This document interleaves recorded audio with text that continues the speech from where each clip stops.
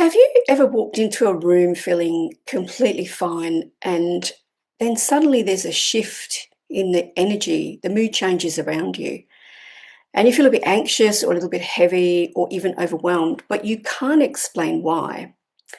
If you've had this experience, you'll enjoy this video. This is about why empaths absorb other people's emotions and how you can stop it. So many people assume that something's wrong with them when this happens. But what if the truth is something very different? What if you're not emotionally unstable? What if you're energetically open? So today I want to talk about something that affects a lot of sensitive people and a lot of intuitives, and that is why empaths absorb people's emotions and, more importantly, how to stop it. First, we need to understand something really important. Empaths are not simply over-emotional people. Empaths are actually highly perceptive nervous systems. Your system is constantly reading information from the environment and you're sensing emotional tones. You might sense subtle body language from somebody. You can definitely sense unspoken tension, especially with a partner or a boss. And you're also sensing the emotional atmosphere in the room. So most people are doing this unconsciously, but empaths are doing it very consciously through the body. Your body becomes like an antenna. You start to feel the emotional field around you.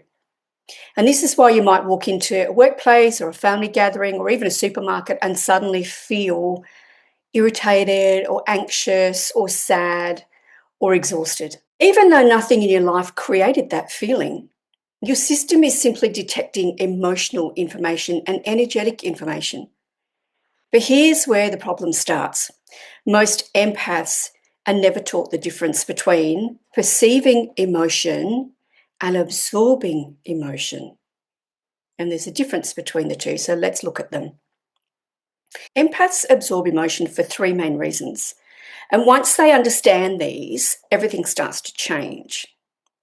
So the first reason is the lack of energetic boundaries. When we grow up sensitive, we're a sensitive being, we often learn to focus outward and we become very aware of everybody else's feelings around us, but we never really learn how to stay anchored inside our own system. So instead of observing emotion, we merge with it. Instead of noticing someone's anxious, our body starts to experience the anxiety as if it belongs to us.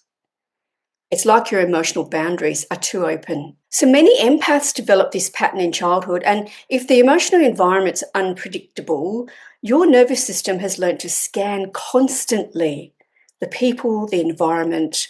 If somebody's upset, like you're scanning, is everybody okay? That's what we've learned to ask. Is this environment safe for me to show up in energetically? And so we're scanning the emotion of other people to see whether it's safe for us to enter that room and that space. And this really becomes a survival strategy. Your body starts trying to balance and regulate the emotional environment. But the cost of this is that your body carries emotion that you were never meant to carry. It was never yours in the first place. And so many sensitive people believe that feeling someone else's pain deeply is really a form of love. But there's a difference between compassion and emotional entanglement. Compassion allows you to see someone else's suffering clearly. But when you merge emotionally with their pain, something different happens. You lose your clarity. You lose your stability. You actually lose the wisdom of your intuition because you're taking on board someone else's energy, feelings, situations. And eventually you become exhausted. So the truth is, being an empath does not mean you have to carry other people's emotions. It just doesn't. Your sensitivity is actually a perception ability. You're designed to notice energy, not to absorb it. So think of it like this. A thermometer measures temperature, but the thermometer doesn't become the weather. Empaths often forget this. You're sensing emotional information, but you're not meant to become it. And this is where a very important shift needs to happen. Instead of merging with the emotion of others, we learn to observe it. And so this is where a skill comes in that may be new to a lot of people. One of the most powerful skills that an empath can develop is something called the witness state or the witness observer state. The witness means that you're aware of what is happening without becoming lost in it. You notice this person's anxious. Instead of, I am anxious. Why? Am I anxious because this person's anxious? You notice that there is tension in the room instead of being overwhelmed by that tension.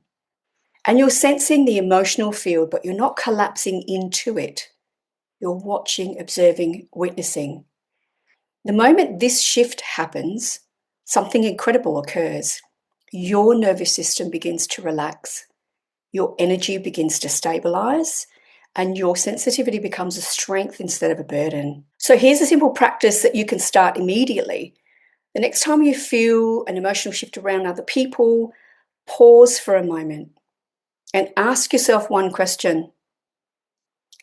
Is this my emotion? Does it belong to me? So just that simple question creates space. It creates a pause in our thinking. And it allows whatever emotion we feel we've absorbed or merged with to flow through our body and to be released because it doesn't belong to us. And then we bring our awareness back into our body. Feel your feet. Listen to yourself breathing. Feel the air going through your lungs and center yourself. And gently say to yourself, I can perceive this emotion without carrying it, without merging with it. And over time, this retrains our nervous system. You move from emotional absorption to conscious perception. And conscious perception is a very significant teaching and a very significant skill that we can learn on our intuitive path. So if you are an empath, your sensitive is not a weakness. It's actually a form of perception. But perception without boundaries can become extremely overwhelming. The goal is not to shut down your sensitivity. It's who you are.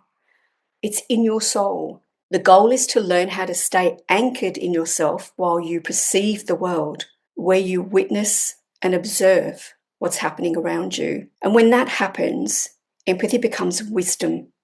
Instead of absorbing emotional chaos, you become someone who can see clearly and remain steady. And this is where true intuitive ability begins. If this topic resonates with you, I share much deeper teachings on how to stabilize your intuitive sensitivity and develop perception safely, as well as leading into the ability of mediumship. You can find more of my work here on this channel. And as always, move gently with yourself. Our sensitivity is not a problem if we can learn how to perceive with wisdom. Hi, I'm Tracy Gillen. I'm a spiritual mentor, an author, a psychic medium, and teacher. If you've enjoyed this session, check out the channel for more teachings. Thank you.